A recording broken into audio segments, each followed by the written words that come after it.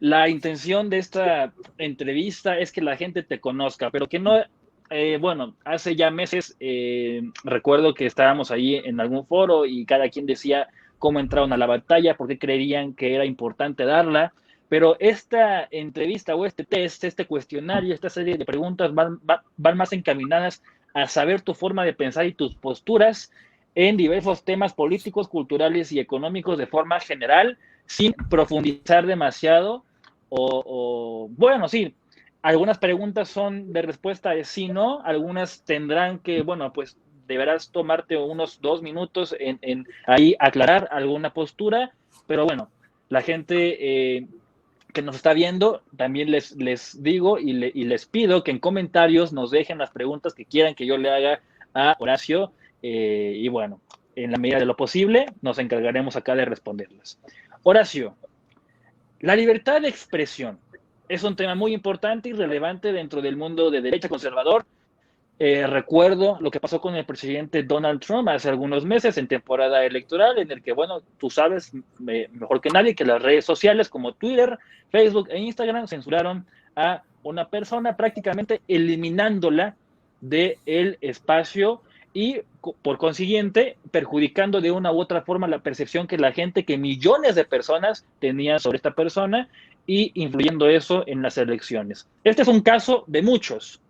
Entonces, en función de esto, Horacio, ¿la libertad de expresión crees tú que debería tener algún límite? ¿El Estado debería regularla? ¿No debería tener límites? Sí, no y por qué.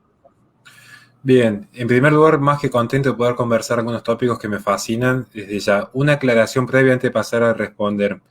Quizás van a notar que hay cierta dicotomía a lo largo de mis respuestas, porque uno se posiciona como conservador, pero a su vez posee cierto grado de utopía o al menos cierto norte moral. Por eso no es lo mismo el posicionamiento realista propio del conservadurismo que voy a tratar de esbozar a lo que yo pretendería como un ideal. Por eso van a ver que en ciertos momentos voy a defender ciertas posturas que democráticamente se podrían respaldar en un Congreso, siendo que a su vez soy crítico y le dedico un capítulo entero en mi libro a mostrar la falencia del sistema democrático, es decir, para que se entienda cómo hacer mi exposición, con los ojos en el cielo pero los pies en la tierra. Entonces voy a tratar de responder siempre desde la propia realidad política, desde el propio realismo que hace el conservadurismo y que lo distingue de las demás ideologías que son siempre abstracciones. Partiendo de este punto, la libertad de expresión.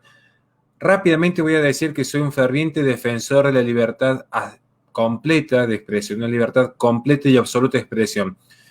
E incluso que esto, a pesar que a veces pareciera que en un punto favorece a ciertos aspectos irrespetuosos del progresismo, aún lo favorezco tanto en el humor como en el arte. Rápidamente, ¿por qué? Porque de hecho, si se limitase la libertad de expresión, se está limitando una expresión del espíritu. Cada uno sabrá qué hacer con su libertad en última instancia, si aspirar a la gloria de un bien mayor o mostrar lo burdo que se muestra actualmente en distintos espacios. Lo cierto es que creo que cada persona tiene que poder exponer sus ideas porque de la confrontación surge la evolución del pensamiento. Sin embargo, desde el poder político creo que tendrían que existir determinados limitantes. ¿Cuáles son estos limitantes? Desde ya, claro, ninguno bajo una raíz ideológica, es decir, la idea del crimen de odio, la idea de la ofensa, lejos está en este punto de considerarse un limitante, ni siquiera el agravio como insulto. Sí considero que debe limitarse cuando la libertad de expresión tiende a generar un daño específico en la persona. Particularmente dos casos se me vienen rápidamente a la mente.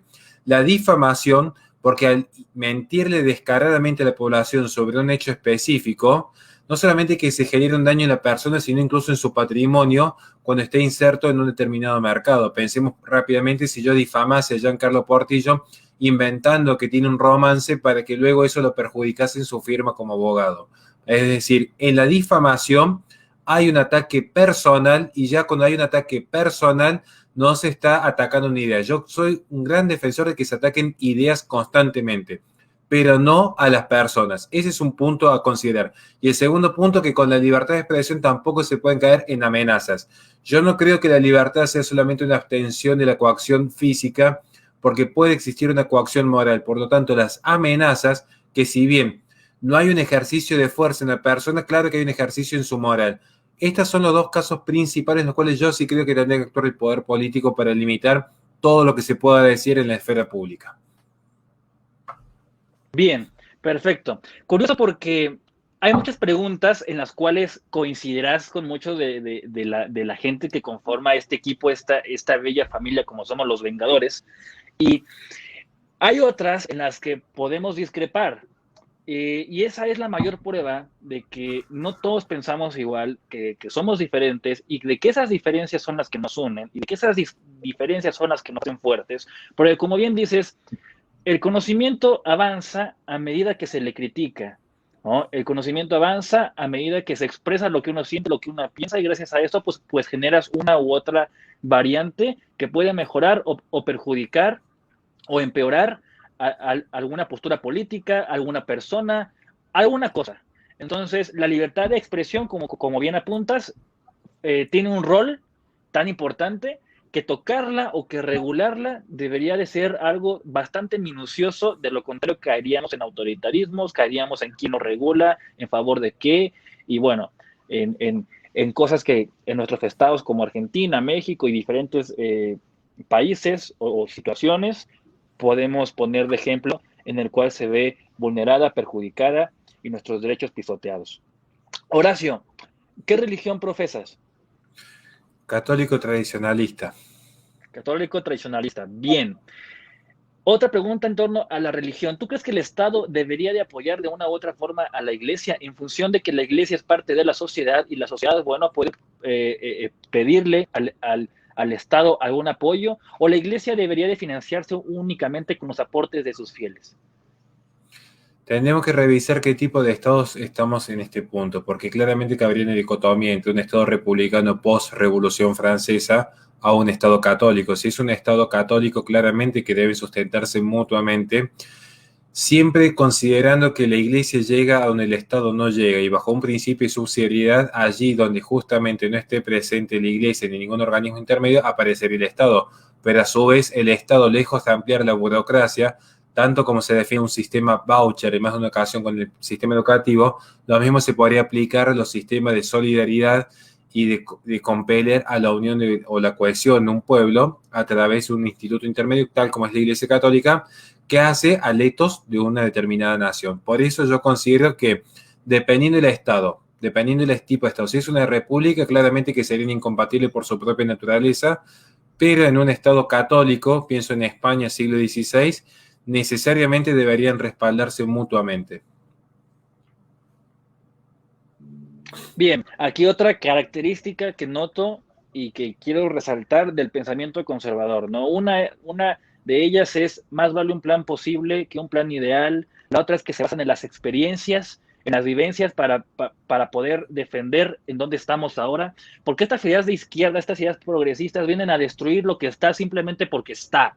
Vienen a destruir lo que es simplemente porque quieren ir un paso adelante sin preguntarse que lo que es porque tuvo una serie de años, una serie de batallas, una serie de guerras, de peleas, de fenómenos sociales que llegaron a hacer que lo que es sea, ¿no? Y entonces el cambio por el cambio no viene a resultar siempre bueno, y la función o rol de la iglesia, como bien apuntas, en distintas sociedades, vino a, bueno, incluso a favorecer las ideas de la libertad, ¿no? Siguiente, Horacio. Servicio militar. ¿Crees que el servicio militar debería ser obligatorio o crees que el servicio militar debería ser también, si es así, para mujeres de forma obligatoria? ¿Debería ser opcional o debería de eliminarse? Yo creo que debe ser opcional, sinceramente. Creo que en su momento hizo mucho bien en estas partes del mundo, pero soy realista que hoy sería inaplicable. De hecho, hoy, por cómo se ha corrompido el Estado, donde se ha perdido su naturaleza tendiente al bien común, mientras más se pudiese limitar las potestades del Estado, mejor sería. Sin embargo, sí lo veo como una opción, especialmente para aquellas personas, y esto hablo más desde la propia experiencia que desde una suerte de análisis abstracto, en más de una ocasión permite que muchos jóvenes puedan encontrar a través del servicio a la patria una alternativa a la vida lasciva que llevan. Entonces, como una opción, creo que es totalmente válido, especialmente en la formación de un determinado oficio, incluso como una eventual salida laboral para más de uno que no es dentro del Estado propiamente dicho, sino que adquiere una serie de conocimientos que le permiten desenvolverse luego en la esfera pública, y también considero que tiene que ser, digamos, podríamos decir, no de la misma jerarquía, pero sí la misma posibilidad para el hombre como para la mujer. Pero quiero aclarar claramente que no va a ser ni el mismo tipo de entrenamiento, ni el mismo tipo de función, ni el mismo tipo de desempeño que realice en dicho ejército, pero que sí tengan la posibilidad de participar en defensa de la patria, especialmente en lo que es el ejército de reserva, tanto hombres como mujeres. Bien, Horacio, el tema de la prostitución, tema delicado. ¿Estarías a favor de que se prohíba o que se regule o que sea libre? Constitución, perdón. Prostitución. Prostitución. Bueno, este es el punto que incluso ya hemos tenido más de un debate con más de un tanto liberales como anarcocapitalistas. Yo considero que tiene que seguirse las mismas reglas que se siguieron en la Edad Media, el cual era un ejercicio libre. Y sin embargo, en este ejercicio libre, que existe también la libertad de los institutos intermedios como la Iglesia Católica, particularmente sus cofradías y sus hermandades, para incentivar que las mujeres tengan una forma alternativa de vida que no sea justamente la explotación de su cuerpo. Es decir, yo lo puedo considerar moral o inmoral y ese juicio a nadie le va a interesar. Sí considero que lo que es importante es que en la libertad que tiene la mujer de ejercer la prostitución, también las cofradías y las hermandades tengan la libertad de invitar a las mujeres a adquirir una serie de conocimientos y herramientas en su vida que le permitan llevar otra forma de ejercicio en el largo de su rango vital. Entonces, esta es mi postura, digamos. Yo no la prohibiría porque además sería fácticamente imposible, porque si vamos a desmenuzar lo que es la actividad de la prostitución, no es solamente el ejercicio en la vía pública, es mucho más complejo el lucro a través de la vida sexual, pero sí creo que se tienen que dar las herramientas por parte del Estado, o al menos si se va a liberar dicha actividad, descontado está la persecución a la trata, descontado está que en eso incluso sería bastante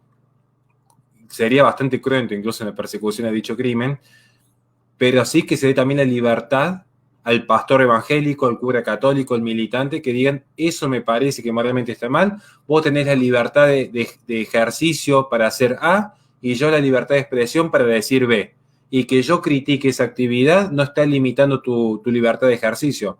O sea, yo lo que creo es libertad plena y absoluta para todos, incluso para invitarlos a que salgan de esa vida.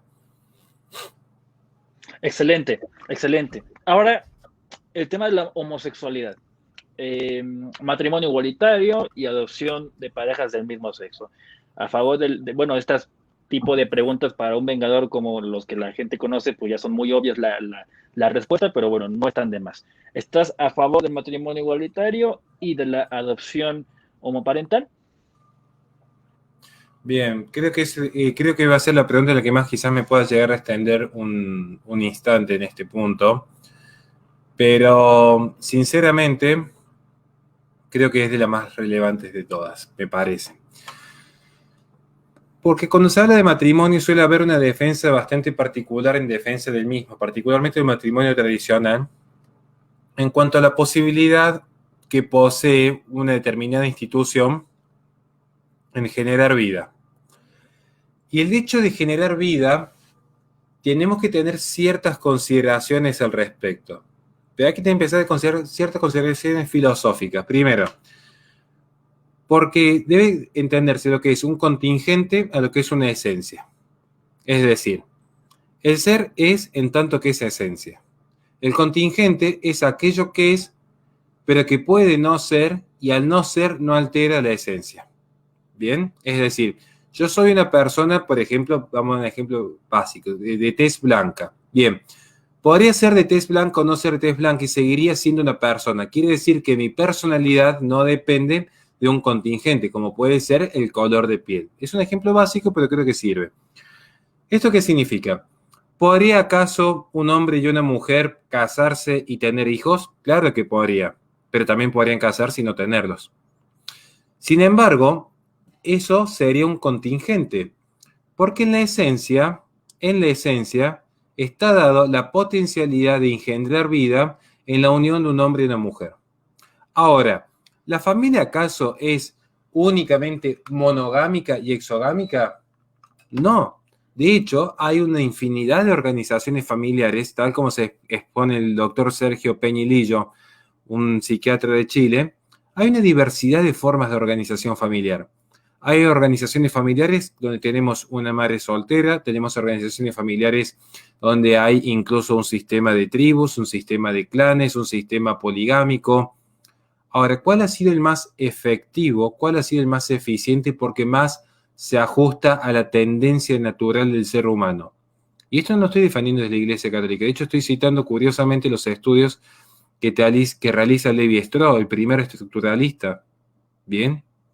Justamente el sistema monogámico y exogámico.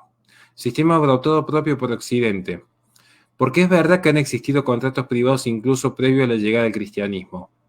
Contratos privados que avalaban particularmente la unión de un hombre y una mujer. Pero lo cierto es que la especie se ha mantenido vigente y ha evolucionado incluso en los distintos tipos de civilización donde se ha profundizado este tipo de unión y se la ha protegido jurídicamente.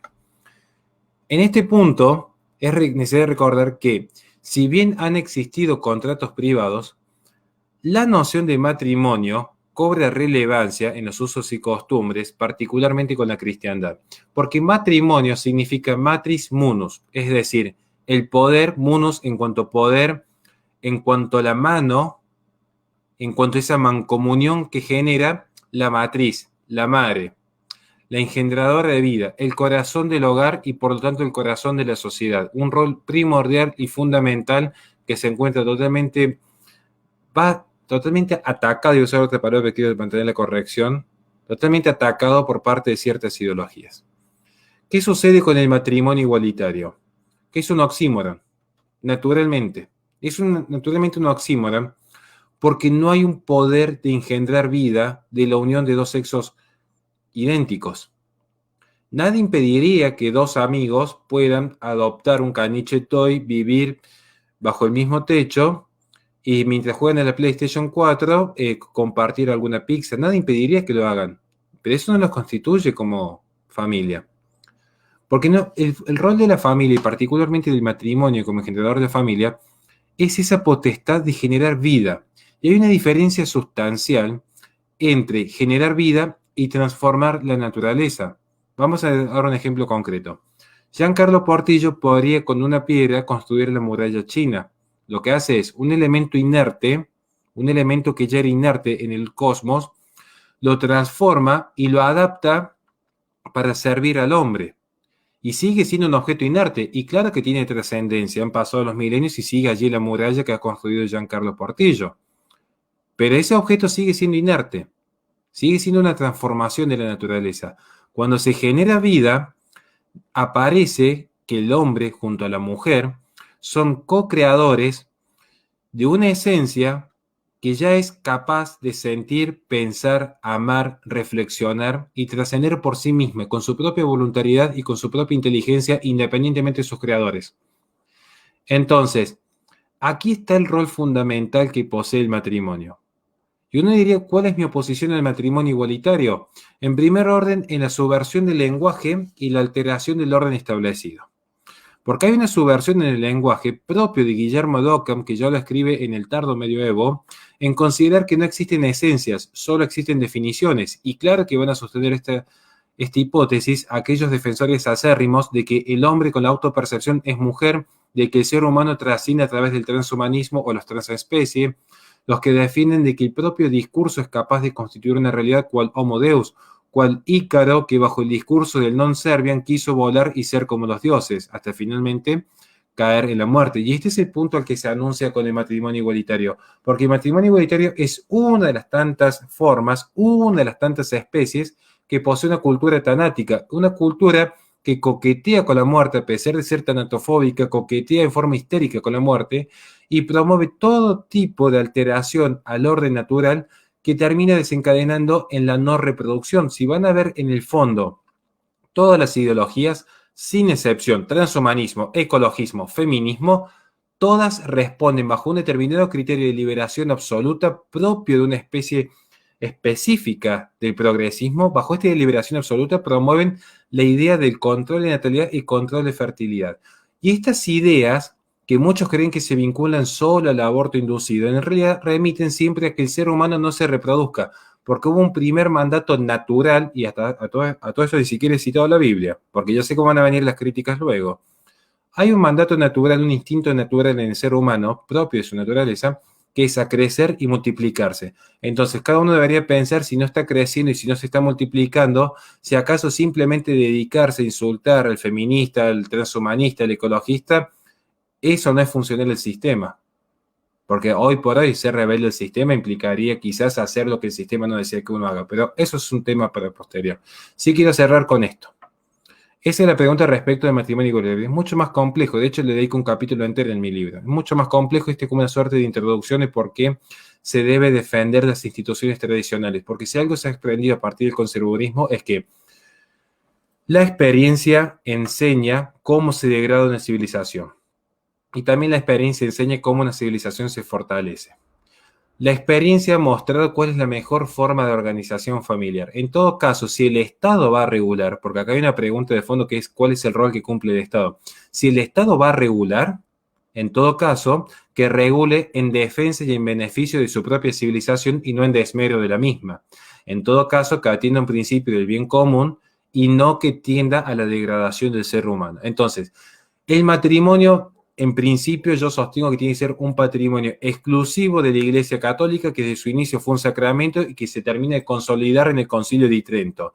Ahora, si el Estado, a través de las regalías que empieza a obtener en el siglo XVI, pretende regular la unión civil, y esto es un debate típico que hay entre algunos liberales, yo creo que la posición más honesta que podría tener algún liberal, lejos de defender el matrimonio igualitario, sería, en primer lugar, estudiar etimológicamente qué es el matrimonio y qué es su esencia. Eso implicaría que estudien filosofía y, en segundo lugar, por qué están pidiendo más Estado, porque ya el Estado nacionalizó y estatizó el matrimonio verdadero, heterosexual, exogámico y monogámico, y luego de nacionalizar ese tipo de matrimonio, ahora pretenden que nacionalicen y estaticen las uniones de dos amigos o de dos amigas.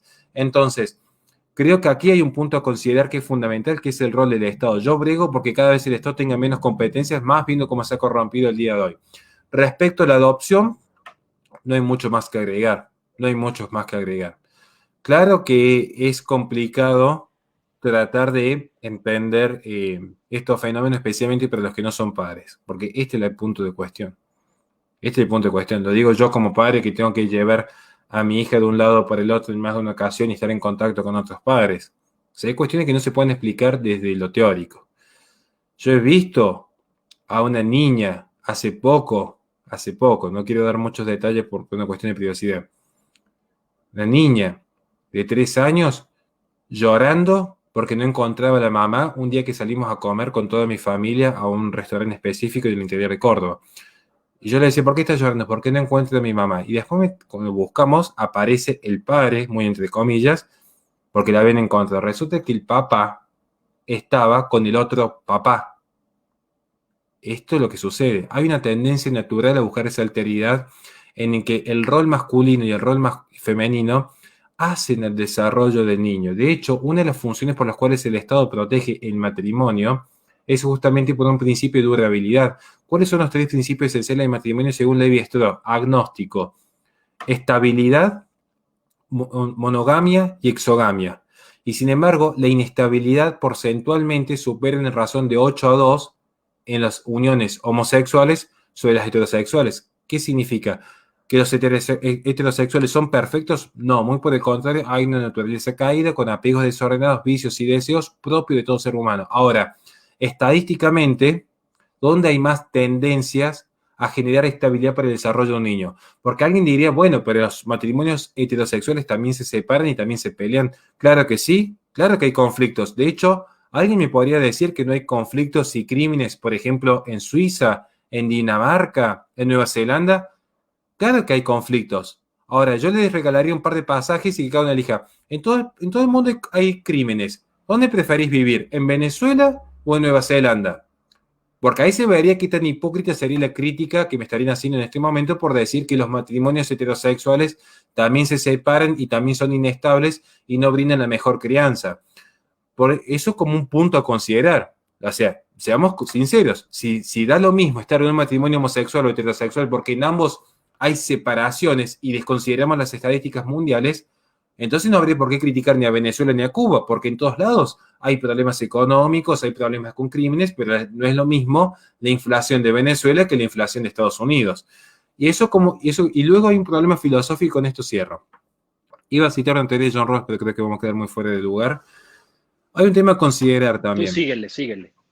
Hay un tema a considerar también respecto a la adopción, que es un principio ético. Cuando se debate la ley del matrimonio igualitario en Argentina, claramente que detrás del matrimonio igualitario viene el tema esencial del matrimonio, que es justamente la formación de la prole. De hecho, para la Iglesia Católica tradicional, aclaro, tradicional, no modernista, para la Iglesia Católica tradicional, el principal fin del matrimonio es la procreación y la educación de la prole, que eso va acompañado a otro fin propio del matrimonio, que es la unión de los cónyuges y el amor mutuo, además del sacramento propiamente dicho. Son los tres fines esenciales del matrimonio. Digo esto ¿por qué? Porque si el fin es justamente, naturalmente para Occidente, el fin principal del matrimonio es la procreación, cuando se habla de matrimonio igualitario, lo que se está haciendo es brindar las herramientas para que el niño quede bajo el amparo de una abstracción, como se le llama matrimonio igualitario, que es una unión civil entre dos personas del mismo sexo. Ahora, el tema es una cuestión también de justicia y de equidad. Y yo no voy a hablar respecto a que el niño recupere mediante el Instituto de la Adopción aquello que ha perdido, porque ya mucho se ha expuesto al respecto, digamos. Naturalmente, el niño que pierde a un padre, de aquí viene el Instituto de la Adopción, se busca que se restablezca ese orden alterado. Acá lo que hay, si un niño perdió un papá o una mamá o ambos, hay un orden que no se está restableciendo y tampoco están dados los mecanismos para restablecerlo por cómo funciona la justicia, pero es un concepto ya más de la filosofía práctica. Estoy hablando de lo que es la abstracción en este punto. Surge un estudio, cuando se da este debate del matrimonio igualitario en Argentina, surgen dos estudios fundamentales.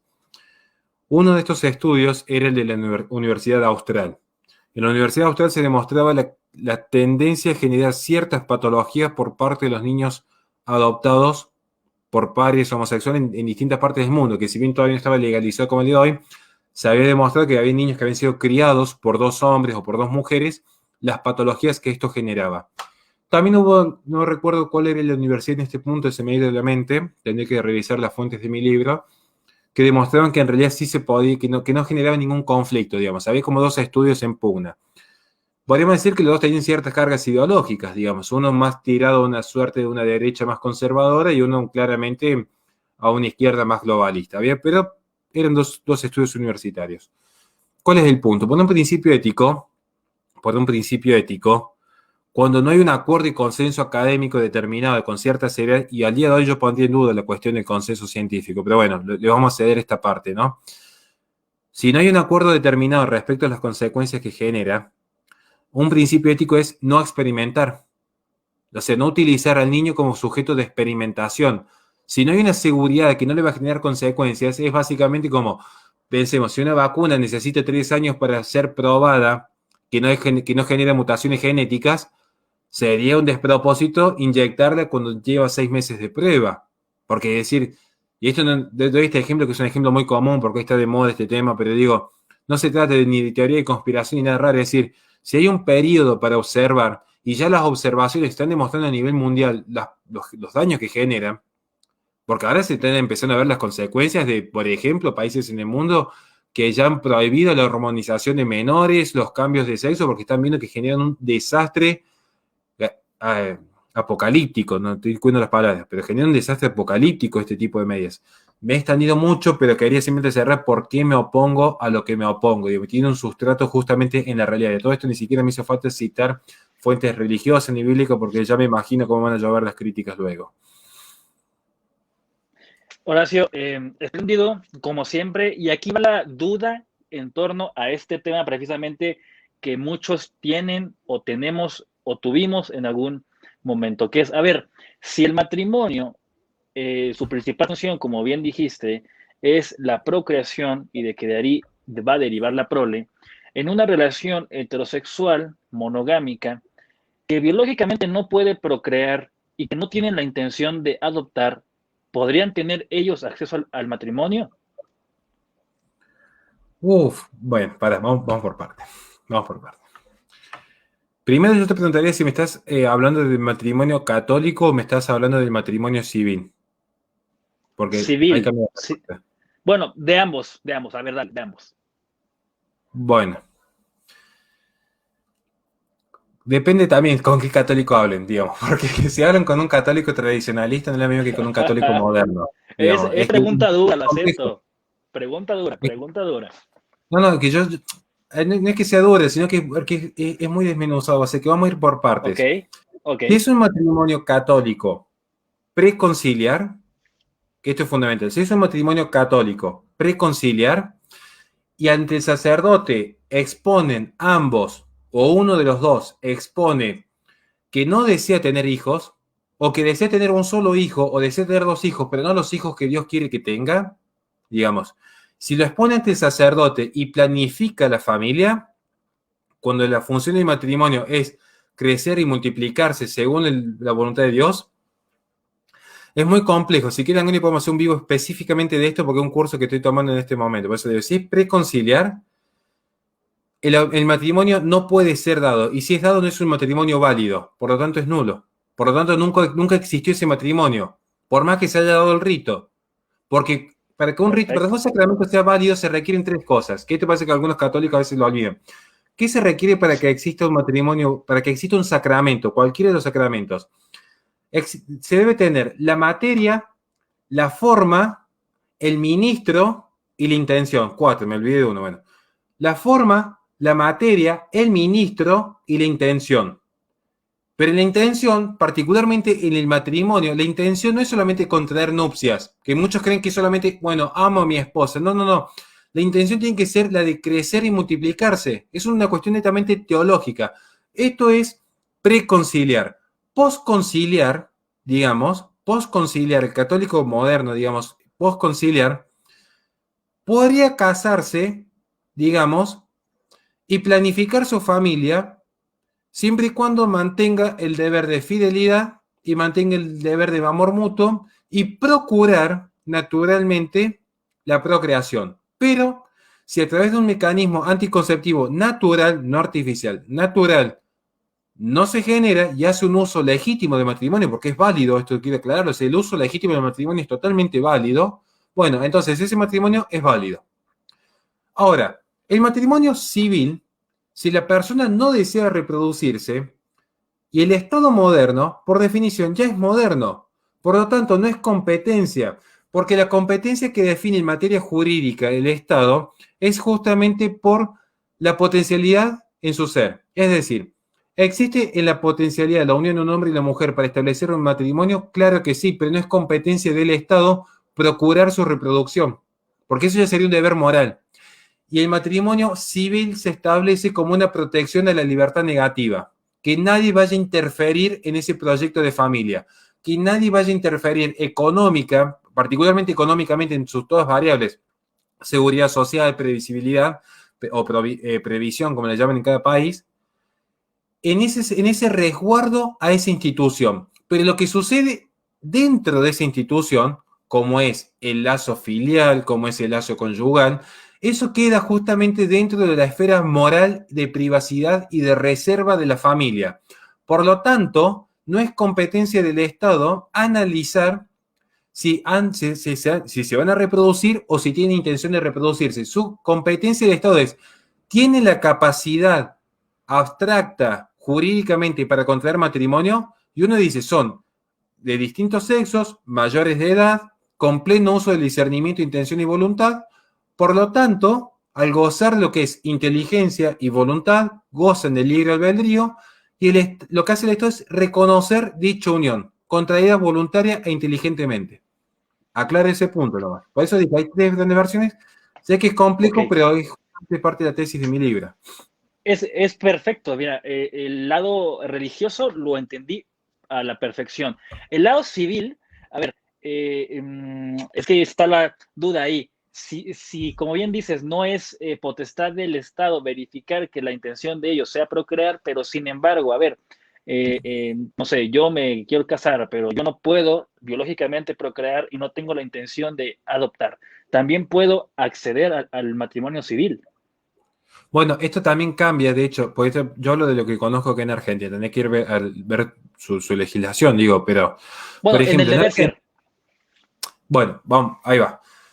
Porque en Argentina, por ejemplo, antes de las últimas modificaciones, de hecho, una causal de nulidad, que es decir, el matrimonio nunca existió, era, por ejemplo, la impotencia, porque es lo que impide la consumación del acto. De hecho, para la propia iglesia, por ejemplo, pues se supone, hay una serie de características que tratan de tocarlas por pudor, digamos, pero tampoco sería válido un matrimonio que no se consuma para la Iglesia Católica. Y en esto el Estado, el derecho que iba copiando estas normas anteriores, también, a ver, una cuestión es la infertilidad que no se puede conocer, se supone que no se puede conocer hasta después de casado, y otra cosa es la impotencia, es decir, donde ya naturalmente no existe la forma de consumar el acto. No, no sé, usen la imaginación, por favor, gente.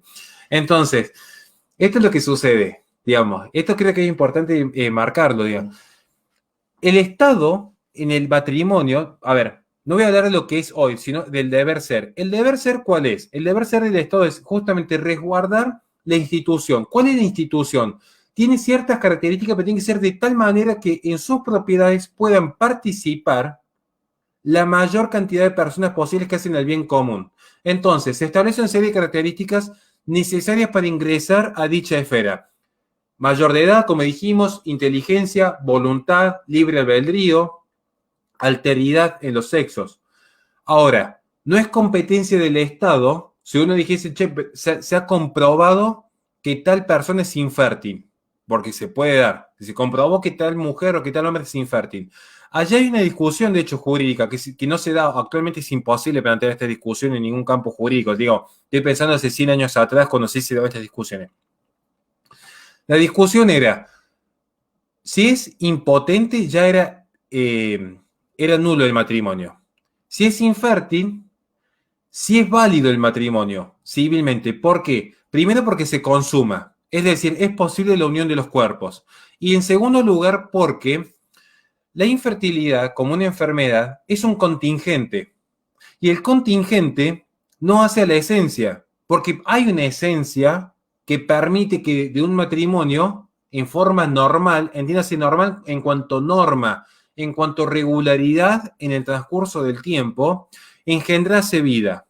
Por lo tanto, empezar a legislar sobre las excepciones y sobre los contingentes, además de ser un desgaste en términos jurídicos, en términos de economía jurídica innecesario, a su vez altera a lo que es la propia esencia del matrimonio, porque recuerden, yo entiendo cuál es el punto de la pregunta, por eso voy a tratar de explicar este punto lo más simple posible. ¿Saben por qué se generan estas confusiones? Porque es una confusión genuina, a todos tenemos confusiones, es decir, ¿por qué el derecho debería permitir esto y no debería permitir aquello otro? Es la confusión más típica. ¿Saben por qué se genera? Porque todo el sistema del derecho positivo que viene heredado de la Revolución Francesa, a falta de moral y reconociendo, como dice Hart, que el derecho tiene tres grandes componentes: coacción, lenguaje y moral. A falta de moral, por ser un invento propio de un progresismo francés del siglo XVIII, es que tuvo que emular todas las reglas de la Iglesia. Sin embargo, la Iglesia posee un canon moral que le permite responder con mucha facilidad, como han visto que me ha sido más que fácil, de una posición tomista, defender el matrimonio desde la Iglesia Católica. Ahora, ¿cómo puedo defender una institución que es propio de la fe, como un sacramento de la fe, desde un posicionamiento civil en el que en última instancia son todos los seres humanos iguales? Por lo tanto, al no haber bien, al no haber mal, cualquier actividad es totalmente válida. Porque ¿cómo defino qué es bueno, qué es malo? Ahí está la cuestión de fondo. Esta es la cuestión moral de fondo. ¿Qué hace la filosofía moral?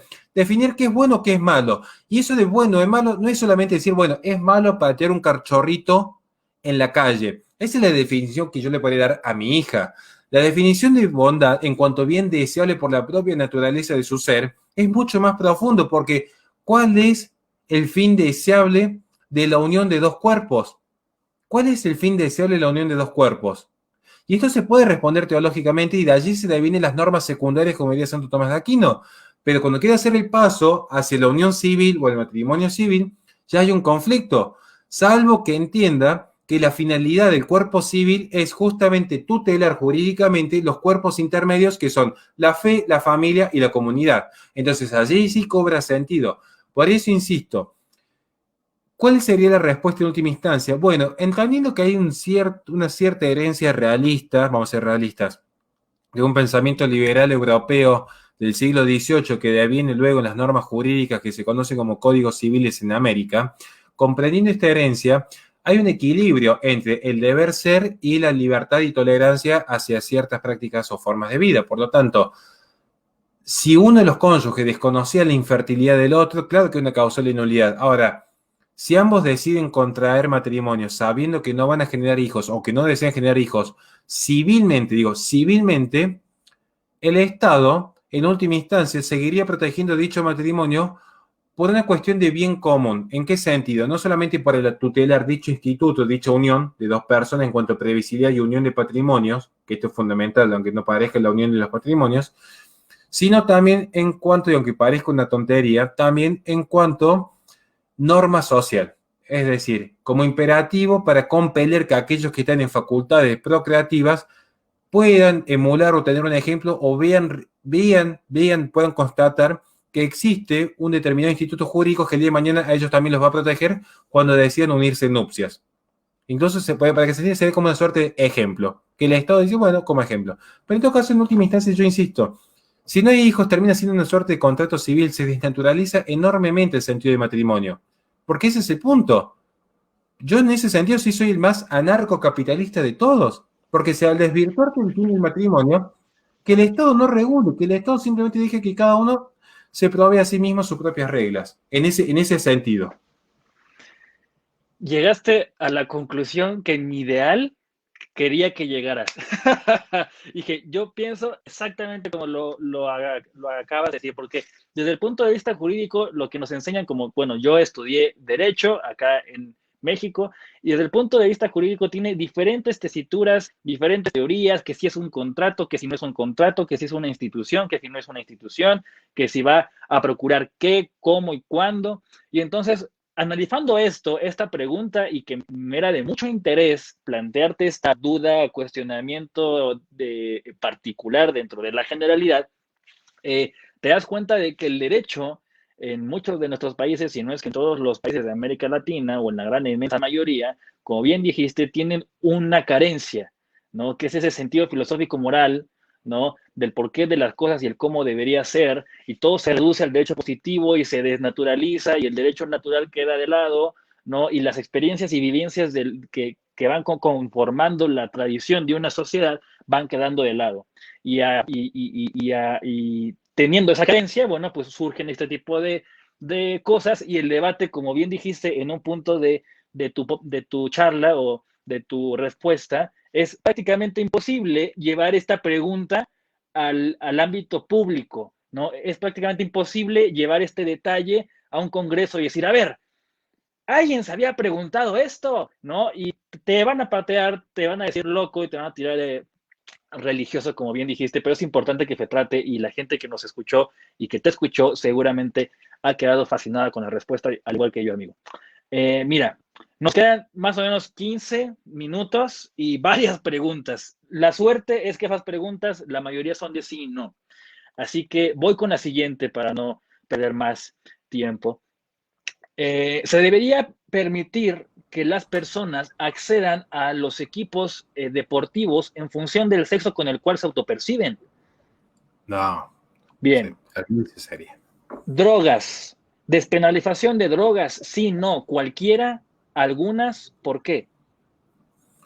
Bueno, acá sí me voy a detener un segundito de vuelta, pero muy Sí. rápido. A ver, muchas veces me han invitado a debatir sobre esta cuestión específica y siempre he dicho, así como hay ciertos temas que me encanta debatir, que lo digo para aprender, para formarme, para mostrar otro punto de vista, siempre un debate que yo dije, no estoy en condiciones de dar el debate, valga la redundancia, no estoy formado, no conozco en profundidad porque he escuchado tantas versiones, he visto también cómo se muestra que particularmente el debate de fondo siempre es en torno a la marihuana. Vamos a ser sinceros, o sea, ningún ser medianamente racional pensaría en la heroína o la cocaína, aunque hay algunos progresistas que juegan a esto, digamos, pero no, ningún ser racional pensaría. Ahora, ¿cuál es el tema de fondo? vamos a entrar un poco en la marihuana, está demostrado que genera efectos en el desarrollo de la corteza cerebral a gente que lo consume siendo menor de 18 años. Y uno diría, bueno, lo mismo sucede con el alcohol, digamos. Pero, de hecho, yo ahí tengo una duda incluso filosófica. Por eso soy prudente en esto. ¿Por qué? Porque a mí me encanta llegar un viernes a la noche, tomarme una buena lata de cerveza con mis lomitos. De hecho, organizamos birras y políticas con Laje en más de una ocasión. Y uno diría, ¿por qué una sustancia sí y otra sustancia no? No voy a caer en la teoría de Escotado, que incluso llega a compararlo con las harinas, la sal o el azúcar, digamos. Lo que sí creo es, cuando se empieza a regular un aspecto, y esto sucede en Argentina, se termina regulando incluso hasta la cantidad de sal que te pueden dar en un restaurante o si te ponen o no azúcar en la mesa de un bar, digamos. Y esto sucede acá en Córdoba. Y tranquilamente alguien me podría desmentir y va a ver que no es así. O sea, acá se regula hasta cuánta azúcar te pueden poner en un bar. Digo esto porque si entramos a regular qué consume o no consume un ser humano, entramos en lo que es una pendiente resbaladiza muy complicada, porque luego no sabemos cuál es el límite. Claramente que yo voy a estar totalmente en contra de que cualquier ser humano lleve una vida ociosa y perezosa. Claramente. A ver, yo soy antes que Horacio Justo, el de las redes sociales, soy un deportista y un artista marcial. Entonces, para mí el cuidado es fundamental del cuerpo, es lo que te dota de vida. Ahora, no estoy en condiciones de responder claramente con este aspecto específico de la marihuana, porque digo, yo tengo todavía mis dudas y insisto, yo reconozco que me falta mucha formación todavía para tomar una postura respecto a la legalización o no. Lo que se ha demostrado hasta ahora es que no es lo más prudente. Lo que yo estoy observando y lo que estoy estudiando, por eso vi en mi libro por completo el tema, claramente que pasé a 10 kilómetros de distancia, que en Uruguay no ha sido de lo mejor el fenómeno. No crean que les ha ido muy bien a los uruguayos, ¿eh? Y de hecho ahora en México, que está emulando el sistema, hay que ver cómo funciona.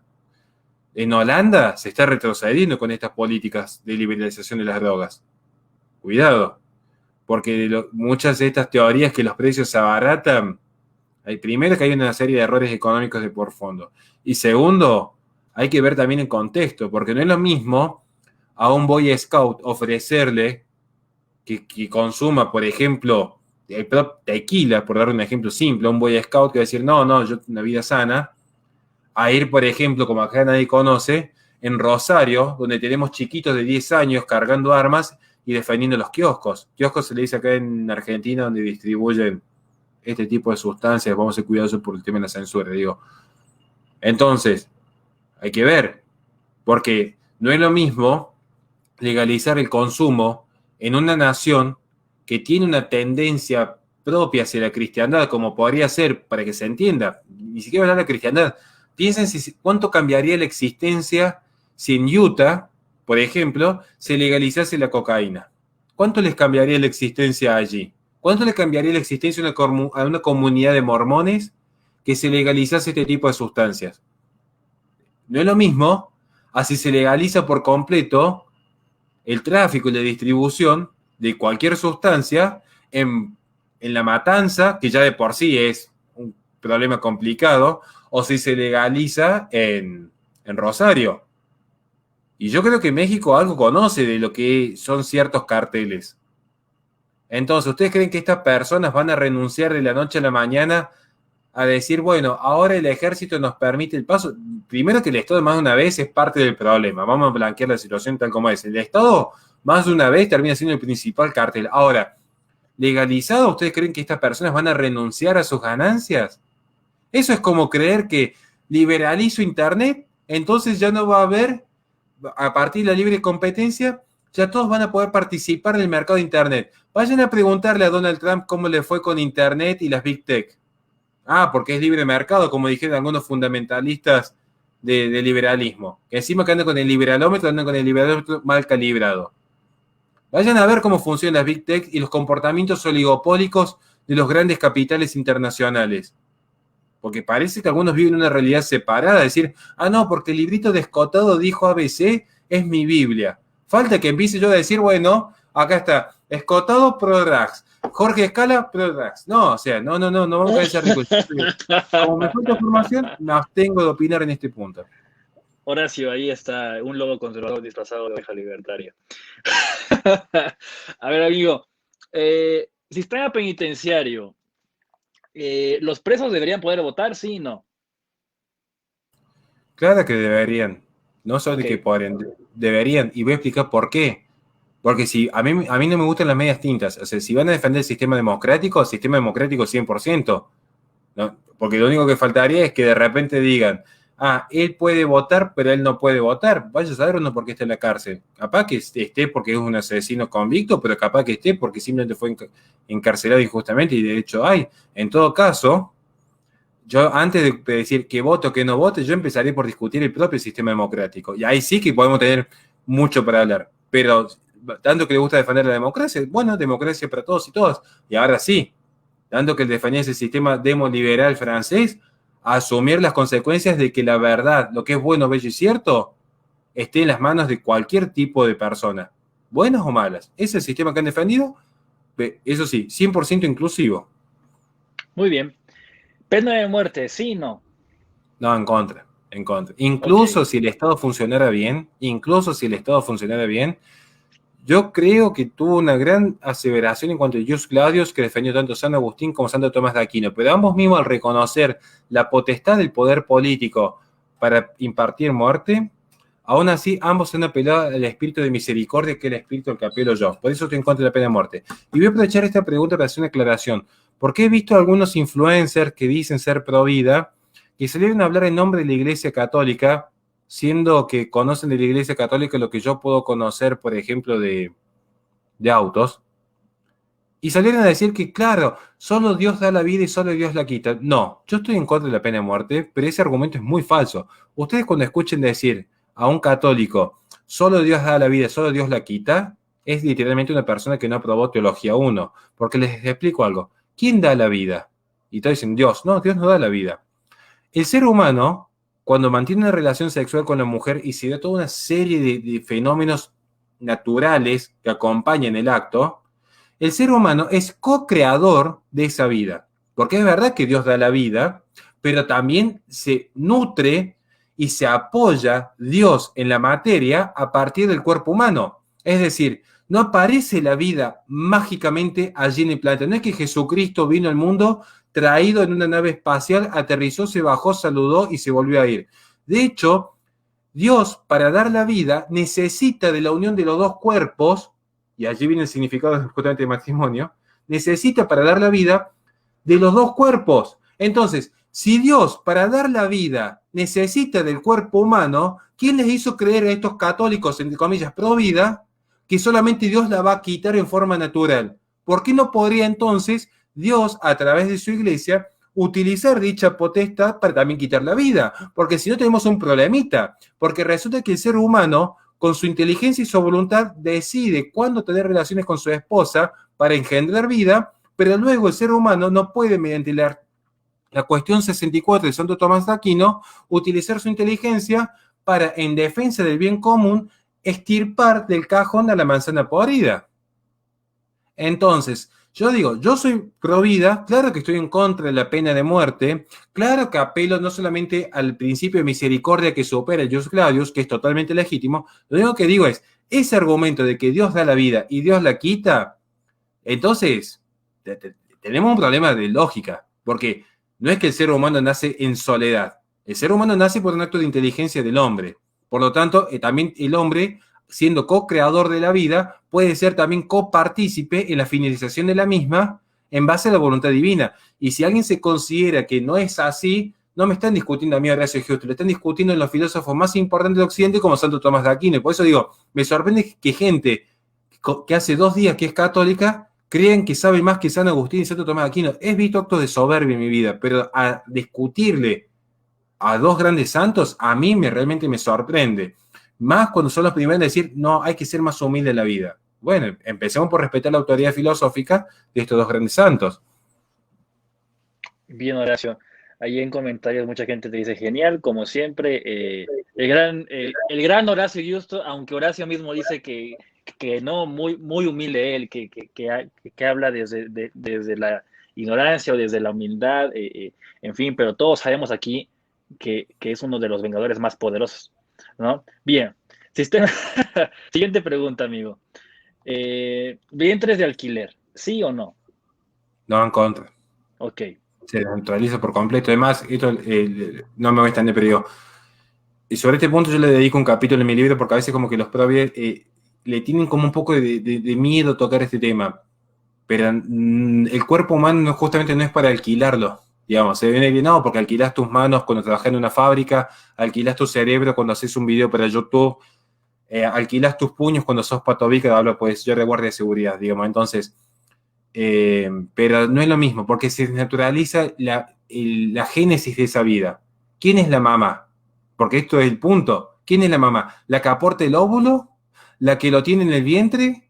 ¿O la que lo adopta? Porque ustedes no crean, ya desde el propio vientre, ya desde la propia carga genética, hay una tendencia a la unión con el aportante. Esto es un caso que no me quieres poner porque si no, este chiste, compren el libro, digamos, pero a su vez se genera un vínculo con la persona que lo ha, voy a decir persona gestante y me iban a decir, uy, ya sos igual que Iván Carrindo, digo, que, con la mujer que lo alberga en el vientre ya se genera un vínculo y a su vez es muy violento porque se separa ese vínculo, porque no se olviden que en la lactancia ya también se está estableciendo un vínculo y también se da estos casos, es decir, a su vez la que termina generando la lactancia es una tercera mujer y termina con una cuarta mujer a la que le dice mamá. ¿Quién es la madre? Pobre criatura que es un sujeto de experimentación. Así, porque, y saben que es lo peor, que muchos de estos casos de vientre de alquiler, les voy a decir la verdad, ¿saben dónde se ven muchos de estos casos? En esa mujer que, absorbida por las lógicas del mercado, trabajaron toda su vida para ser ricas, exitosas y poderosas y famosas. Después llegan a los 40 años con un ataque depresivo y como el caniche toy que adoptaron y los 40 gatos que tienen no satisfacen su vida, ahora quieren comprarse un hijito. Entonces ahí aparece que utilizan a los niños como mercancía, porque si hubiese una verdadera vocación de maternidad, hubiesen entendido que los tiempos de la naturaleza son sabios y por algo están dados como están dados. Que cada uno viva como desee, claro que sí, todos saben lo mucho que define la libertad individual, pero seamos responsables, digamos. O sea, si yo tenía un tiempo de vida para dedicarme al deporte, no puedo esperar a los 50 años para querer competir con una persona de 20 años. Tiene una razón de ser el paso del tiempo. El tema es que vivimos en una sociedad, que esto también es importante entender, del eterno presente, donde el adulto se infantiliza como a su vez se hipersexualiza al menor porque se busca ese eterno presente del hoy. Y eso también se aplica a esta política del alquiler de vientre, porque es un paso de legitimación hacia la experimentación, la clonación, el transhumanismo y el reemplazar al sujeto por objeto. Y es la forma en la que se está de a poco cosificando a la persona. Excelente, amigo. ¿Aborto, sí o no? Obvia. Vamos con la otra. Perfecto. Educación. ¿Tú crees que la educación debería ser algo que ofrezca el Estado únicamente? ¿Debería ser privada o mixta? Solo eso. No, yo soy, de más chico era un objetivista a ultranza, un liberal, anarcocapitalista, que el Estado desaparezca, pero siendo realista, un sistema mixto. Ahora, ¿mixto? Mixto. No este mamarracho que se inventó en América Latina, que te dicen, hay educación privada. No, lo que existe en la región, y eso sí me he tomado más de estudiarlo, es un sistema netamente estatista, porque aun cuando hay colegios privados, son en realidad colegios de administración privada, porque la currícula depende siempre del Ministerio de Educación. Yo soy un defensor del sistema mixto, que existe un Ministerio de Educación que para las zonas más carenciadas, donde a veces es necesaria gente que por distintas circunstancias, porque estamos en una transición, no vivimos en una utopía, vivimos en una sociedad que ya viene dada, entonces los que no pueden acceder a la educación, que tengan las herramientas para formarse. Claro que sí, y bueno, tratemos que el Estado sea lo más eficiente posible, pero cuando hablemos de educación privada, pero es más, yo a mi hija estoy averiguando, le voy a mandar a homeschooling, para que vean, tiene un problema en homeschooling, que es el tema de la sociabilización, y eso es algo que también yo lo estoy pensando y me preocupa porque pasan los días y estoy viendo qué hago yo el día de mañana. Entonces yo estoy ahí todavía con la duda. Entonces estoy por mudarme, buscar un colegio específico donde se genere un sistema, entre comillas, de homeschooling, porque se rinden los exámenes para Estados Unidos, pero mientras tanto están como en una suerte de colegio, tiene una complejidad tremenda. Pero yo no quiero que mi hija se eduque en un colegio, aunque sea privado, como algunos colegios católicos, pero que la norma y la currícula depende de la aprobación del Ministerio de Educación, porque eso implica que el Ministerio de Educación dice, este contenido homofóbico, este contenido islamofóbico, este contenido xenofóbico, y así empiezan a demarcarte una agenda que aún con una administración privada termina siendo tan o peor, más público todavía, porque encima están todos estos progresistas de clase media alta con culpa de clase que son peor todavía que los comunistas. Peor todavía. Porque al menos el comunista asume su deficiencia y la se expresa, sale con la bandera roja. El progresista con culpa de clase es lo que más detesto, porque es ese manfloro que no asume que es un eunuco, que tiene en todo caso tiene una deficiencia que no le permite ver la realidad, pero es la que quiere imponer su visión sobre el resto, y eso es lo que realmente ha perjudicado a Occidente. Zurdos empobrecedores, como diría Javier Milei, ¿no? Y hubo una serie de palabras más que no voy a decir en este live. Horacio, esta vez, bueno, para mí es sencilla. Debería tener el derecho a elegir a quién venderle y a quién no, aunque eso excluya a personas de ciertas características. Pero totalmente. Pero Okay. en gran defensor de la discriminación a ultranza. Eso sí, que nos permitan discriminar a nosotros. Yo soy un defensor, Sí. y siempre lo he dicho, yo el día de mañana voy a fundar en un pueblito que hay acá cerca en Córdoba, voy a fundar una monarquía, me voy a proclamar monarca, y todo el derecho a excluir a quienes deseemos, y que a su vez no me excluyan, que si alguien no me quiere dirigir la palabra, que no me la dirija, que si alguien no me quiere votar, que no me vote, pero acérrimo defensor de la discriminación. ¿Quieren ver cómo funcionan las verdaderas familias que han sido prósperas en la humanidad? Ustedes piensen si el padre de familia, cabeza de familia cuando se sentaba a la mesa, era democrático o no. Ahí está toda la respuesta. Vayan a ver, yo cuando tenía que discutirle algo a mi mamá, si me iba a poner a decirme, no, tenés que hacer esto porque sí, porque no. Tenés que comer y tenés que comer, tenés que bañarte porque tenés que bañarte. Nada de dar explicaciones. Y la discriminación es constante. Porque esto a mí me llama mucho la atención. Porque salen algunas mujeres a decir ahora, no me dejaron entrar a este boliche porque no quieren a las mujeres gorditas.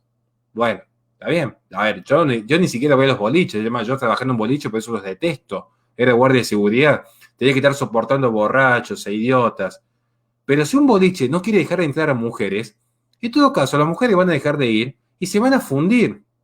Pero en todo caso, si toda la gente quiere ir a ese boliche exclusivo, las mujeres que no logren entrar tendrían que revisar si su problema es con el dueño del boliche o con la sociedad. Pero si el problema es con la sociedad, ¿cómo la van a cambiar? ¿Obligando con la ley de talles y la inclusión forzada?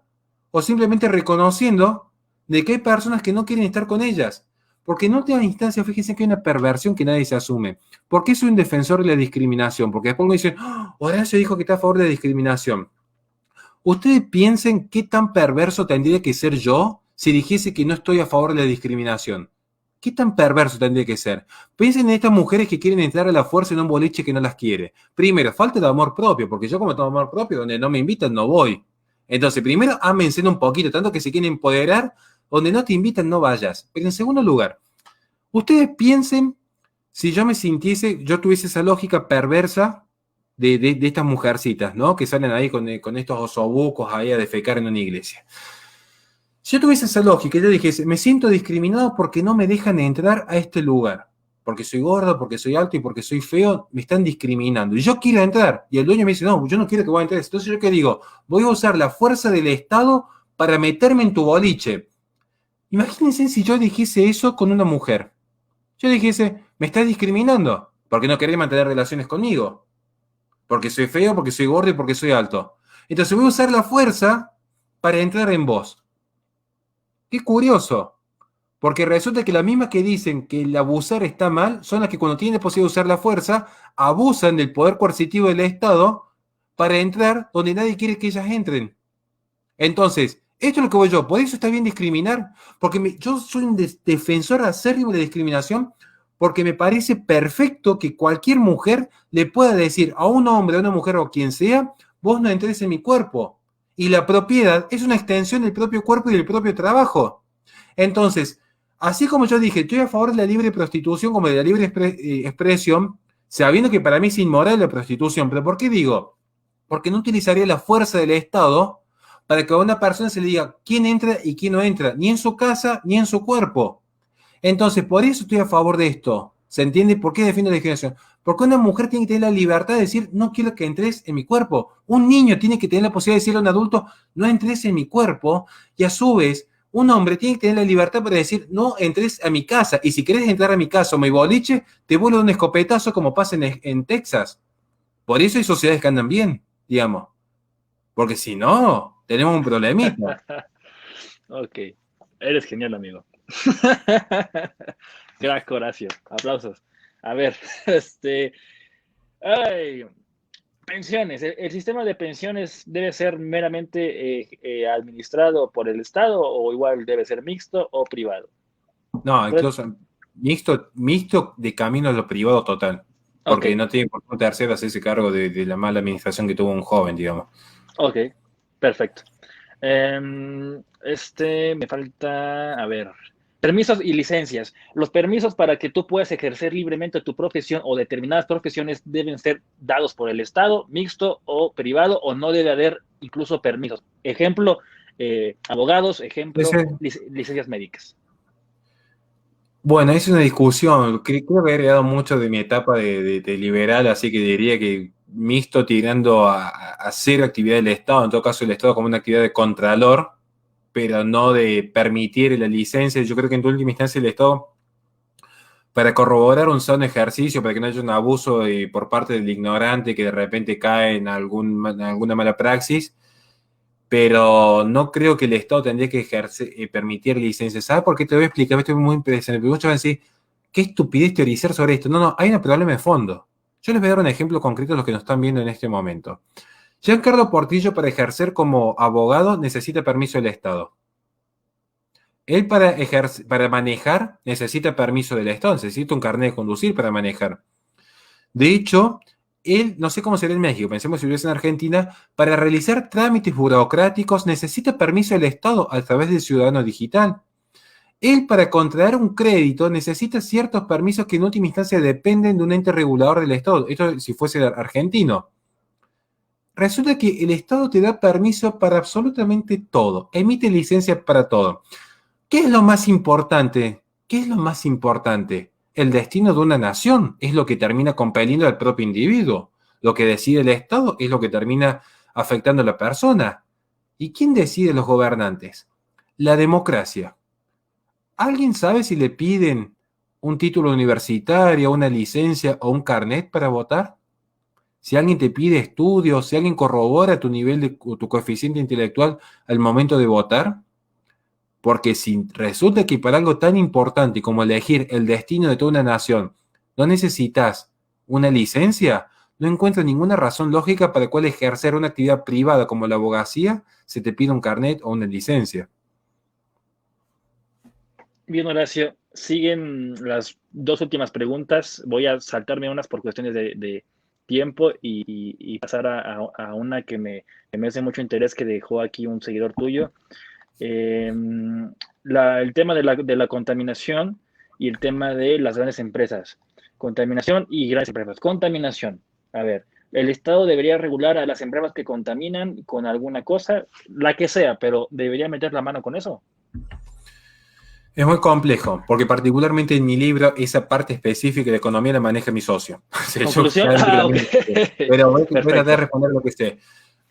Creo que no hay caso más conservador que el ecologismo, y de hecho el propio Roger Scruton en Green Philosophy reconoce, al igual que Venegas Lynch, que es un autor liberal argentino muy conocido, que en última instancia el mayor acto de conservación siempre tiende a la propiedad privada. Ahora, propiedad privada es propiedad privada, digamos, no es esta corporación privatista que han generado ciertas firmas, que esto lo pongo también en mi libro, por ejemplo, quienes financian a Greta Thunberg, o por ejemplo EcoWealth, que es una de las firmas subsidiarias que tiene el hijo de Biden, que han sido uno de los precursores en el manejo de la pandemia, porque uno cuando ve quiénes están detrás del Green New Deal, cuando uno ve quiénes están detrás de los 17 Objetivos de Desarrollo y Sostenibilidad de la ONU, aparecen siempre las mismas firmas, digamos. De hecho, uno cuando ve cómo, por ejemplo, funcionan las energías renovables, que creo que es un avance fantástico del capitalismo, curiosamente la explotación de los minerales, de los 17 minerales que se necesitan para su explotación,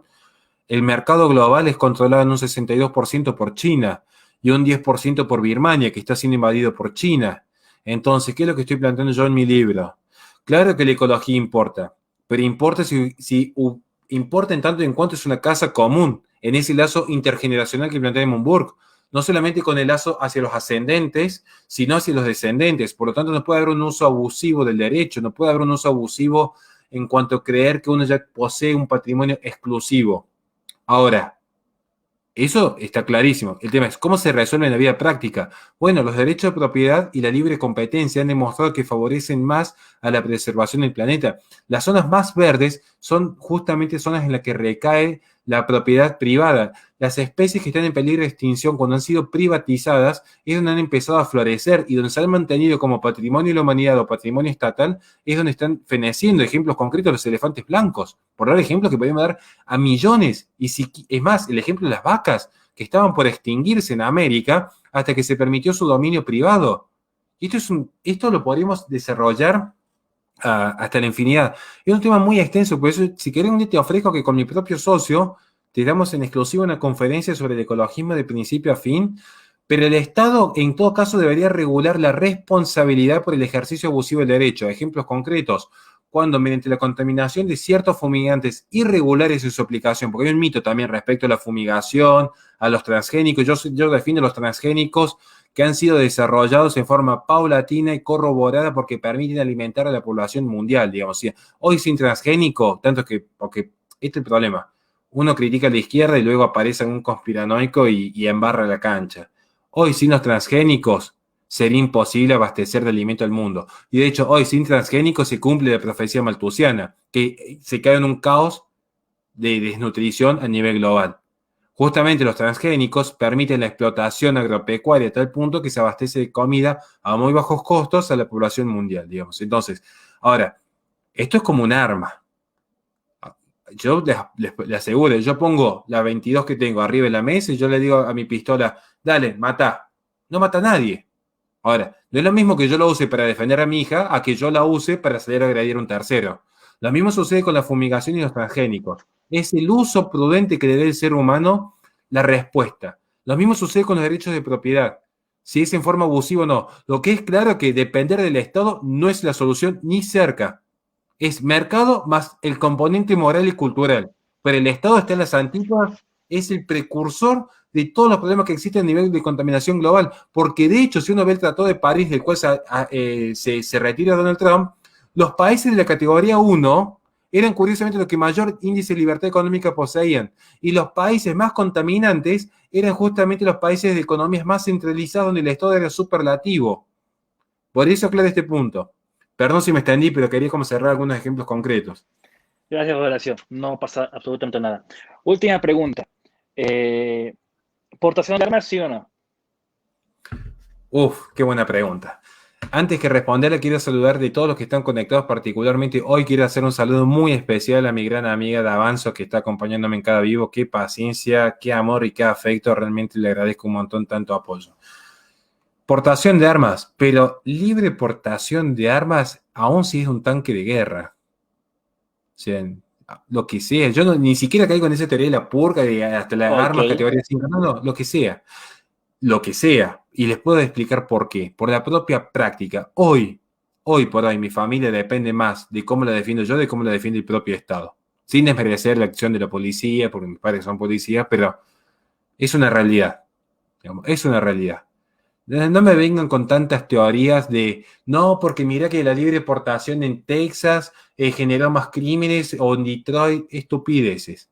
Porque todos los que están opinando es el nene de papá que vive en un country y claro, con el papá que es fiscal y con la guardia privada, cualquiera se hace el progre. Venía a vivir donde vivo yo 2 días, intentá caminar con tu hija 2 días donde camino yo y vamos a ver si realmente la tenés tan, si realmente sos tan hombre como decís ser. Entonces, libre portación absoluta, porque el delincuente naturalmente ya está dispuesto a robar y matar. Imagínate si dice, hoy voy a salir a matar y robar, pero de repente, como estoy viendo de que está prohibido portar armas, no, mejor me quedo en mi casa y no salgo ni a robar ni matar. El delincuente ya va a salir a delinquir. Lo que está haciendo es que estos policías estén controlando al ciudadano de bien en vez del delincuente. Y uno dice, no, ¿qué rastro que está haciendo? No, les voy a contar algo. Ya días atrás, a 2 cuadras de mi casa, le pegaron un tiro a un taxista. O sea, dato. ¿Y ustedes creen que vino la policía, hizo algo, apareció el delincuente? No, no apareció. Y el policía el taxista estaba totalmente desarmado. ¿Saben dónde estaba la policía?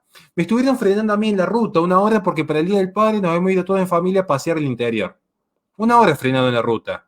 1 hora privado de mi libertad porque al Estado no se le ocurrió mejor idea que usar sus fuerzas represivas para controlar quién tenía el permiso para entrar y salir por el que supuestamente había un brote de este virus comunista que anda dando vuelta por ahí.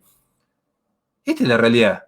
Entonces, antes de defender estupideces a alguno que dice, no, que cómo va a ser un hombre tan violento, y a ver, se nota que mucha calle no conoces y crees que el ser humano es puro amor y paz. Te invitaría a que camines un ratito en Argentina y para que veas cómo se vive acá, cómo vive el ciudadano honesto de bien y cómo vive el delincuente que sabe que la policía y el Estado solamente sirven para quitarle dinero al contribuyente, que no más para eso. Horacio, te agradezco muchísimo por haber aceptado esta invitación. Personalmente, de este video puedo sacar 10 y de este video puedo sacar 20 preguntas que dan para 20 videos más y para 20 entrevistas más en fin, seguramente la gente se ve fascinada. Y antes de que te me despidas o antes de que digas algo que quieras que la gente se quede con eso, eh, concluye, da un mensaje y la gente está interesada por saber si ya tienes fecha para la salida de tu libro. Sí, la fecha cuál va a ser cuando mi querido amigo Pancho decida alargar la primera tanda de impresión. Pero bueno, de hecho, no, en serio, y quiero agradecer enormemente a los que ya han financiado la primera tanda porque era una inversión de más de 100.000 pesos argentinos, o sea que gracias realmente a los que me han ayudado a financiarlo, en serio. De hecho, aclaro desde ya, el libro se llama El conservadurismo en 10 reflexiones y, y quiero aclarar un punto. Es caro, en plata argentina, para que ustedes hagan, serían más o menos como $10, menos de $10. Y sé que es un monto alto, pero el costo de impresión, yo no gano un solo centavo con el libro porque tiene muchas páginas, o sea, pierden el tamaño del libro de Laje que muchos lo conocen, bueno, es casi el doble. Entonces, porque es muy cara la impresión, es que es caro el costo, digo, pero yo no gano un centavo, de hecho, lo poco que gano lo voy a destinar a un merendero específico de acá de Córdoba. Gracias a los que han apoyado la causa. ¿Qué mensaje les quiero cerrar antes de terminar? Bueno, nos hemos divertido mucho con Gianni. Para mí siempre un gusto charlar con él. Siempre, incluso a veces hablamos por privado, que me dice, che, ¿qué opinas de esto? ¿Qué opinas de aquello? Entonces yo, no, esto, Sí. esto. Y conversamos, y siempre un gusto. Y un espacio muy ameno, muy lindo, y qué bueno que lo sigas realizando. Eso sí quiero remarcar. Eso sí quiero remarcar. Hoy voy a dar el último cierre hablando de Jan, que va a ser como el arquetipo que vamos a cerrar.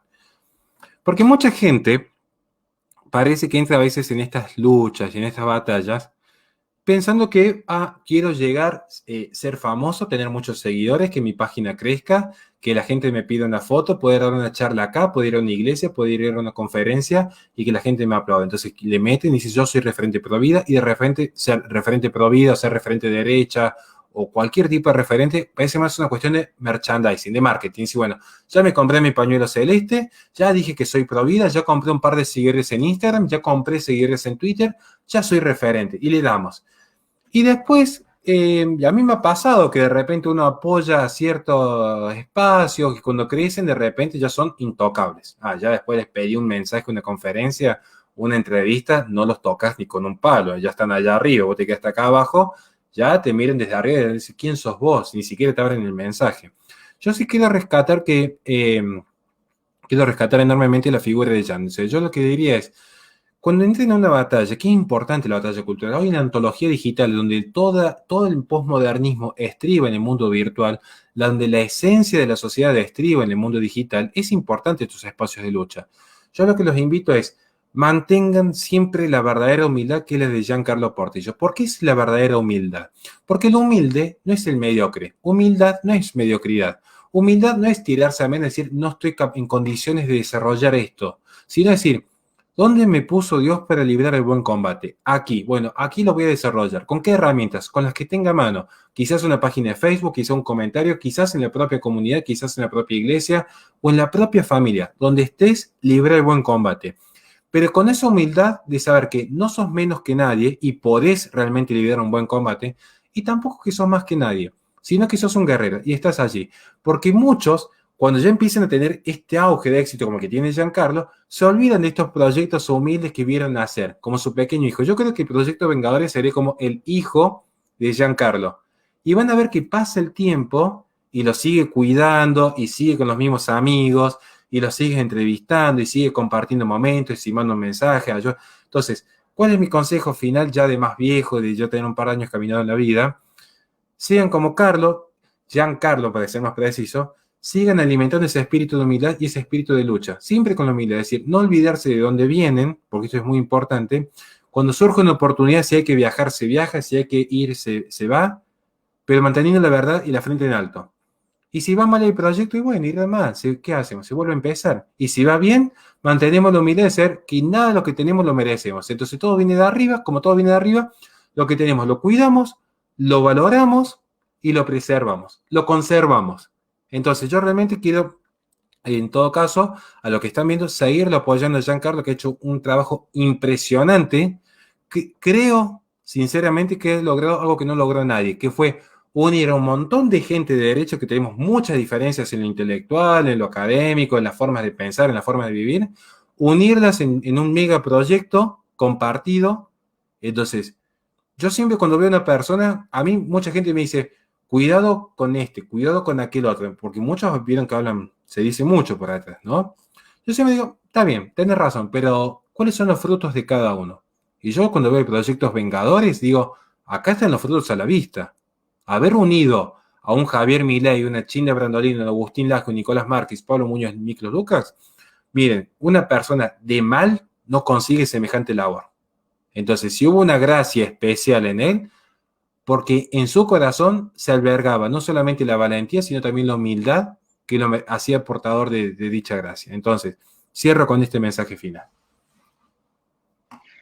Muchas gracias, Horacio, por ese mensaje, por esa despedida. Sin duda voy a editar este video, subirlo en partes a YouTube, allá a historias de Facebook, a Instagram y a la gente que nos está viendo. Sí, es una labor o ha sido una labor titánica unir a estos referentes, a buscarlos. Muchos de ellos, bueno, pues tienen infinidad de mensajes y que lean el de uno es muy improbable, por no decir casi imposible. Entonces, cuando fue ese evento al cual se refirió Horacio, que fueron como 30 personas referentes de la batalla cultural unidos en un solo día, en un solo foro, coordinarlos fue una labor que sí es titánica, pero la batalla no queda ahí, o sea, eso fue una pequeña parte, un gran logro, o sea, el cual me hizo muy feliz. Recuerdo que ese día casi hasta lloraba.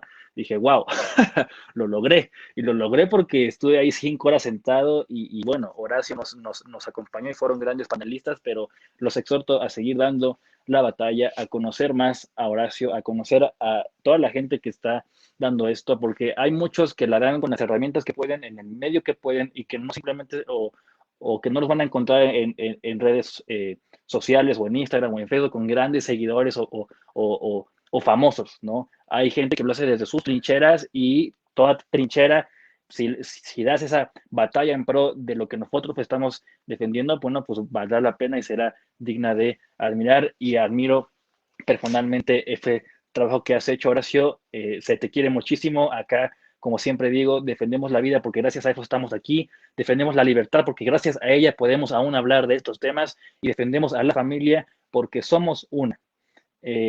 Así que a la gente que nos ve les mando un abrazo, les agradezco por habernos visto acá. En fin, pueden contar con nosotros.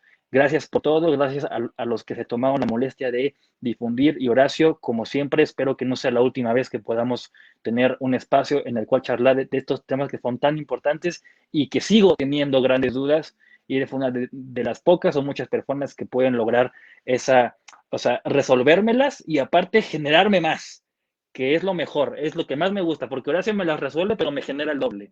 Entonces, te seguiré invitando en la medida en que tú aceptes, que espero que sea en la mayor de las veces. Te mando un abrazo, se te quiere mucho, amigo, y bueno, éxito y cuenta con nosotros para lo que necesites. Muchas gracias.